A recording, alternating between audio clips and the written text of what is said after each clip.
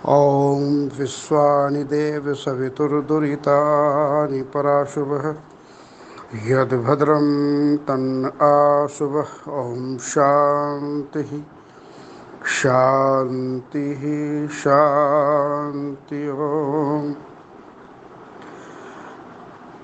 महाप्रभु त्रिलोकीनाथ श्री नगली निवासी भगवान जी के परम प्यारे आदरणीय पूजनीय श्रद्धेय संतजन एवं गुरु महाराज जी की प्यारी संगत, एक बार उस स्वर के साथ जय घोष। बोले सतगुरुदेव भगवान की जय। आज 5 जुलाई सन 2021 का पावन दिन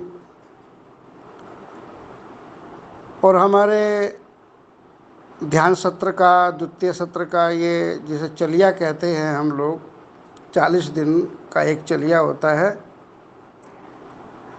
एक सत्र भक्तजन संतजन कर चुके हैं जो 2 मई से 11 जून तक चला था, और दूसरा सत्र 11 जून से प्रारंभ हो चुका है और 20 जुलाई तक ये चलेगा। इन अर्थों में आज ये 25वां दिन द्वितीय सत्र का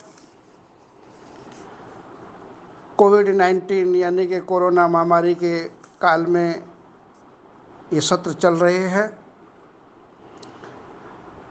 धीरे धीरे आप लोगों की ध्यान का, उपासना का, प्रार्थना का प्रभाव भी देखने को मिल रहा है।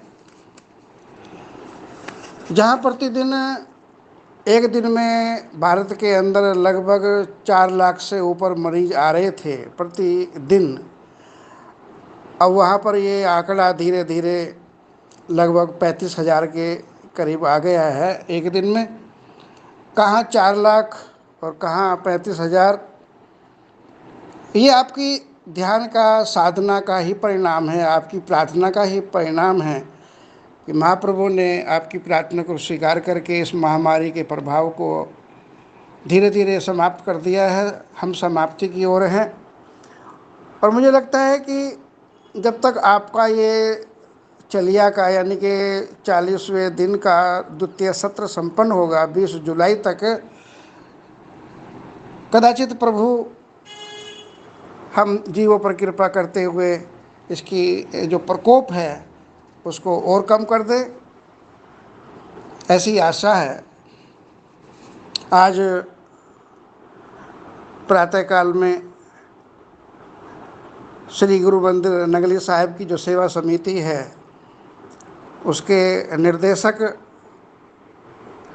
परम प्यारे भक्त ओम प्रकाश छाबड़ा जी का फ़ोन आया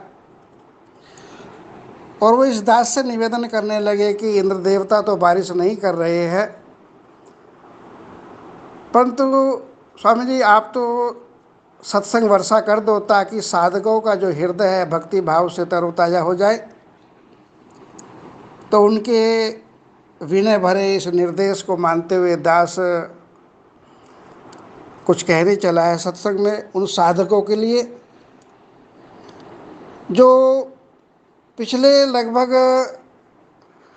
कहिएगा कि 65 दिन से साधनारत है, अपने अपने घरों में, अपने अपने आश्रमों में बैठ कर के ध्यानरत है। क्रम से वो ध्यान की ऊंचाइयों को छू रहे हैं। उन सब को मैं क्या निर्देश दूं, उनके अंदर से तो स्वतः ही इंट्यूशन मिल रहे होंगे, स्वयं संकेत मिल रहे होंगे महाप्रभु की ओर से, लेकिन फिर भी छाबड़ा जी का निर्देश हुआ है तो मैं अपनी बात कहूँगा। गोस्वामी तुलसीदास जी रामायण में कहते हैं कि वारी मथे घृत होए वरु सिकता ते वरु तेल, बिन हरि भजन न भवतर ये सिद्धांत अपेल। यानी कि पानी के मथने पर बेशक किसी को घी मिल जाए, अब पानी में घी कहाँ से आया? आप दही मथेंगे तो उसमें तो घी मिल सकता है, लेकिन पानी में घी कहाँ से आया? पर ये ना होने वाली बात भी हो जाए। सिकता ते वरु तेल, यानी कि बालू रेत के पीसने पर बेशक किसी को तेल मिल जाए, अब बालू में भी तेल कहाँ से आया? ये भी ना होने वाली बात है। पर बालू रेत में भी तेल मिल जाए, ये ना होने वाली बात भी हो जाए, पर तीसरी बात नहीं हो सकती। गोस्वामी तुलसीदास जी बड़ी डंके की चोट कहते हैं कि बिन हरि भजन न भवतर ये सिद्धांत अपेल। बिना प्रभु भजन के कोई भवसागर से पार हो जाए, ये नहीं हो सकता। वो दोनों बात बेशक हो जाए।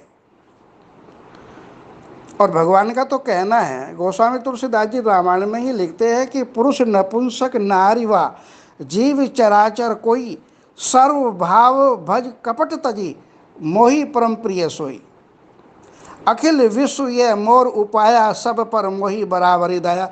ये सारी बातें भगवान जी गोस्वामी तुलसीदास जी के द्वारा रामचरितमानस में लिखवाते हैं। और वो भाव इसका ये है कि भक्त कोई भी क्यों न हो, तब चाहे वह स्त्री हो अथवा पुरुष, भगवान का भजन करने वाले का भगवान स्वयं भजन करते हैं। बहुत बड़ी बात गोस्वामी जी लिखते हैं कि हम भगवान का भजन नहीं करते, पर हम भगवान का भजन करते हैं तो भगवान ही हमारा भजन करते हैं। और ये बात रामायण में ही नहीं लिखी, गोस्वामी तुलसीदास जी ने बड़ी ये मार्के की बात कही। तो व्यास जी महाराज ने श्रीमद् भगवत गीता अध्याय 4 के 11वें श्लोक में कहा है, भगवान श्री कृष्ण के मुख से कहलवाया है। और अर्जुन तो माध्यम सा, ये उपदेश तो पूरी मानव जाति के लिए भगवान कृष्ण ने दिया और कहा कि ये यथा माम प्रपद्यन्ते तांस तथैव भजामि हम। भगवान कहते हैं कि जो भी भक्त मुझे जिस प्रकार से भजते हैं, मैं भी उन्हें उसी प्रकार से भजता हूँ। तो भजन आप नहीं करते, खुद भगवान आपका भजन करते हैं, पर शर्त यह है कि पहले आपको भगवान का भजन करना पड़ेगा, तभी तो भगवान आपका करेंगे। तो हमें ये मान लेना चाहिए, बिना भजन की तो गति है ही नहीं, व्यवस्था ही नहीं है ऐसी। आप लोग भजन करते हैं एकांत में बैठ करके, घर के काम धंधों से अपना टाइम निकाल करके बैठते हैं, तो नाम जप के द्वारा इस चंचल मन को परमात्मा से जोड़ना है बस। परमात्मा आनंद का सागर है, शांति प्रदाता, निर्द्वंद है, निर्लेप है। उससे जुड़कर आपका मन भी स्थिर होकर आनंद, शांति, निर्द्वंद, निर्लेप, निर्वैर हो जाएगा। माया फिर आपका कुछ नहीं बिगाड़ेगी। जिस बल्ब की रोशनी में बैठे हो ना आप लोग, और यदि ये कल्पना करो बल्ब ना होता, बिजली होती लेकिन बल्ब ना बनाया हुआ होता, तो फिर आपकी रात्रि कैसी भयावह होती। पहले ऐसा नहीं था, वैज्ञानिकों के मन में आया कि रात में भी प्रकाश रहना चाहिए। अब दिन में तो सूर्य का रहता है, पर रात को तो सूर्य होता नहीं, पर प्रकाश की जरूरत तो है। तो इसके लिए थॉमस एडिसन ने एक तार लिया, उसमें बिजली छोड़ दी। परिणाम ये निकला कि तार जो लाल होकर के चमक उठा, परंतु कुछ देर बाद जब वो राख बन गया तो हुआ क्या कि प्रकाश तो हुआ लेकिन वो अंधेरा हो गया। उसने जान लिया कि ऑक्सीजन के स्पर्श के कारण ही ये तार भस्म हो गया है। ऑक्सीजन से बचाने हेतु उसने फिर कांच का आवरण बना लिया, एक लेयर बनाई और उसके अंदर भी गैस निकाल दी, ऑक्सीजन ही निकाल दी।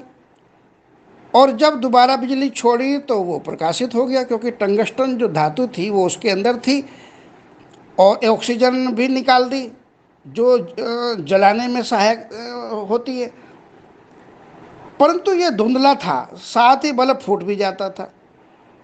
वायु रिक्तता के कारण से, क्योंकि वायु खाली हो गई तो उसके कारण से वो फट भी जाता था।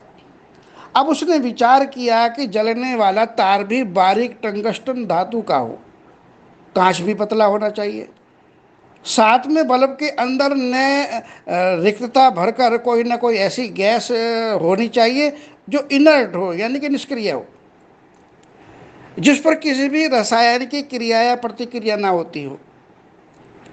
अब कालांतर में तो नियोन, क्रिप्टोन जैसी गैसों की खोज करी गई, उनको इन बल्बों में डाला जाने लगा। फलतः आज ये अंधेरी रात में भी दुनिया को रोशन कर रहे हैं।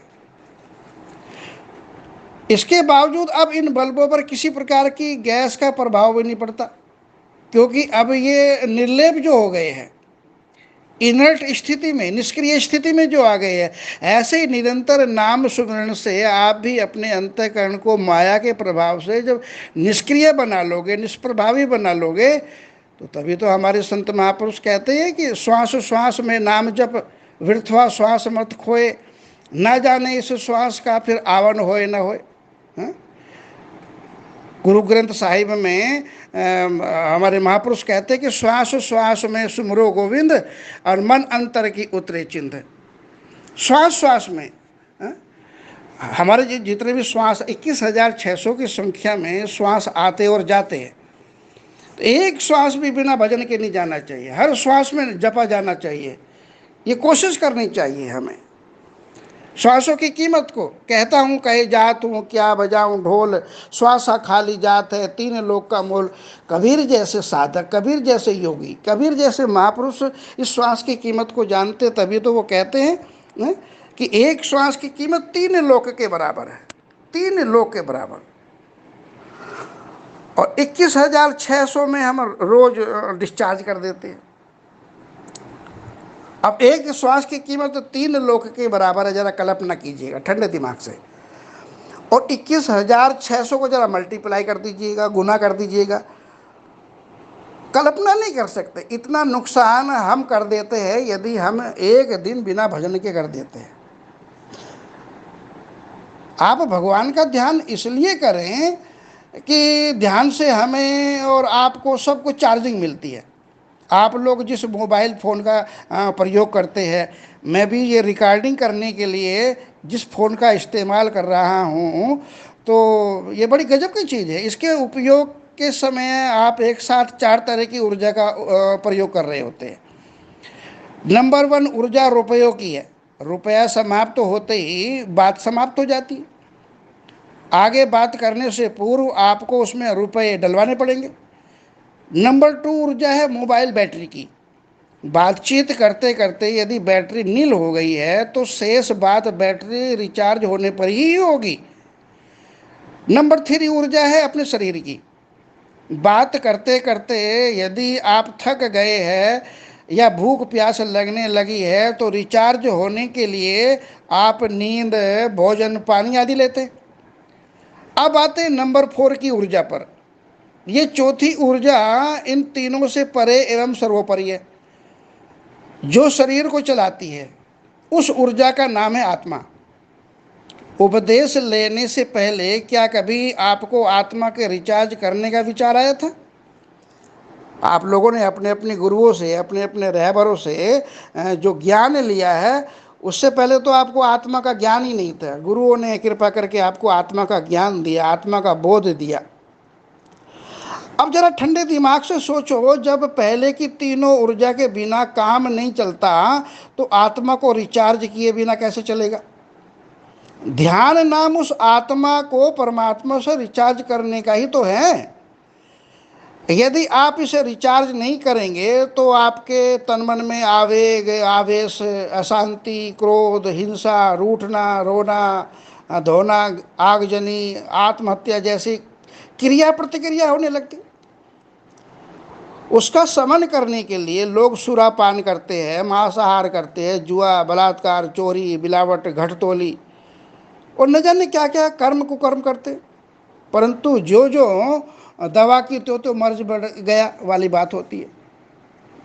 तो ध्यान ही एकमात्र वह प्रतिक्रिया है जिससे आत्मा से जुड़कर उसके दिव्य गुणों से सराबार हुआ जा सकता है। बस इसलिए आप लोगों को ध्यान की जरूरत है, ध्यान करना ही पड़ेगा। अजरा कल्पना करें, आप में से जो लोग विज्ञान में रुचि रखते हो तो आप देखते हैं कि चुंबक को आप लीजिएगा, मैग्नेट जिसे कहते हैं। आप थोड़ी देर के लिए आप उससे अपना पेचकस या कोई और जो लोहे का धातु है आप उससे रगड़ते हैं, तो आप पाएंगे कि जो काम वो चुंबक कर रही होती है, खींचने का, अट्रैक्ट करने का, आकर्षित करने का, तो थोड़ी देर पहले जो कील या पेचकस या कोई धातु में वो आकर्षण करने वाले गुण नहीं थे, लेकिन चुंबक के साथ घर्षण करने से या उसके साथ टच होने से, उसके साथ जुड़ने से उस लोहे के कील में भी, उस पेचकस में भी वो गुण आ जाते हैं जो चुंबक में होते हैं। तो ये गुण चुंबक में जो थे वो पेचकस में नहीं थे, लेकिन पेचकस में उतर आते हैं। लेकिन कब उतर आते हैं? जब वो पेचकस चुंबक के साथ में, मैग्नेट के साथ में संपर्क में आता है, उसके टच में आता है, फिर वो पेचकस भी छोटी छोटी कीलों को अपनी ओर आकर्षित करने लगता है। ये गुण उसमें पहले नहीं था, अब आ गया है। लेकिन कब आया? जब वो उसके साथ जुड़ा। काहे के साथ में? चुंबक के साथ में। तो जुड़ने का नाम ही योग है। योग नाम है जुड़ने का। योग युज धातु से संस्कृत की बना है योग शब्द, जिसका मतलब होता है जोड़। जोड़ काहे का? आत्मा का परमात्मा से। तो परमात्मा में जो दैवी गुण नहीं है, वैसे तो ये ईश्वर अंश जीव अविनाशी चेतन अमल सहज सुख राशि सो मायावश भयो गुसाई बंदियों की मरकट की नाई, यह आत्मा परमात्मा की अंश है, लेकिन उससे अलग होकर के ये जीव भाव में आ गया है और अपने अस्तित्व को भूल गया है। और उससे अलग होने के कारण से इसका अस्तित्व धीरे धीरे माया में होता जाता है। 84 के चक्कर में ये जीव फंस जाता है। लेकिन जैसे ये योग करता है, परमात्मा के साथ जुड़ता है, तो परमात्मा के जो दैवी गुण हैं, मोक्ष है, शांति है, विश्रांति है, परम आनंद है ना, दिव्यता, अलौकिकता, माधुर्य, प्रेम, समता, हाँ? जितने भी दैवी गुण हैं परमात्मा वाले, फिर वो आत्मा में भी उतर आते हैं। हाँ? फिर जीव दुखी नहीं रहता। आपने देखा होगा कि संतों के पास भौतिक रूप से कुछ भी नहीं होता, कुछ भी नहीं होता, झोपड़ी भी नहीं होता, जंगलों में पड़े रहते, मस्त पेड़ों के नीचे होते थे संत लोग पहले काल में, तो आपकी बात छोड़िएगा। लेकिन बड़े बड़े सम्राट हैं, झोली पसार करके याचना करते थे उनके दर पर जाकर के कि ये अपनी कृपा की एक नज़र हम पर डाल दें, करुणा की एक दृष्टि हम पर डाल दें। क्यों? क्योंकि उनके पास पता है कि इन महापुरुषों के पास वो पूंजी है। कबीरा सब जग निर्धना धनवंता नहीं कोई, धनवंता सोई जानिए जाके राम नाम धन होए। उनके पास राम नाम की पूंजी होती है? तो वो हमको दे दें। जिसके पास सब कुछ है वो याचक बन करके संतों के पास, जिनके पास भौतिक रूप से कुछ नहीं है, उनके आगे हाथ पसारे खड़े रहते हैं, झोली पसारे खड़े रहते हैं कि ये उसमें से हमें कुछ भेंट कर दे। क्यों? क्योंकि उनके पास वो पूंजी है जो सम्राटों के पास नहीं होती। तो उस नाम की पूंजी की आप कमाई कर रहे हैं, संग्रह कर रहे हैं, याद रखिएगा वही साथ जाने वाली है। और न जाने, मैं तो देखता हूँ कि पता नहीं कब से और किसने ये परंपरा डाल दी। ये एक नपतुल्ला जो स्लोगन है हमारे यहाँ चलता है, किसी की मृत्यु के बाद 4 लोग जब लेकर के जाते हैं, कांधे पे रख लेते हैं और फिर कहते हैं राम नाम सत्य है, सत्य बोलोगत है। उस समय ज्ञान होता है भाई प्रभु का नाम ही सच है। तो आप लोगों को अवसर दिया है गुरु महाराज जी ने, आप लोग खूब कमाई करें नाम की।